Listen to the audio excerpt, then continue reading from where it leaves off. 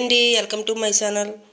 ఈరోజు మన టాపిక్ ఏంటంటే ఈ వామన్నం చేసి చూపుతున్నానండి.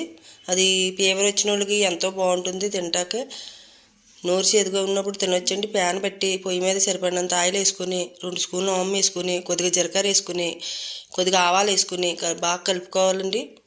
కలుపుకున్న తర్వాత వేగిన తర్వాత చిటికుడు ఒక ఎల్లిపాయ వేసుకోవాలండి. ఒక చిన్న క్యారెట్ ముక్క వేసుకోవాలి. వేసుకుని వేయించుకోవాలి. తర్వాత ఇంగ వేసుకోవాలి. వేసుకుని వేయించుకోవాలి. 2 పచ్చిమిర్చి 3 ఎండుమిర్చి వేసుకోవాలి. వేసుకుని వేయించుకోవాలి. లాస్ట్లో కొద్ది కరివేపాకు పసుపు వేసి వేయించుకోవాలి.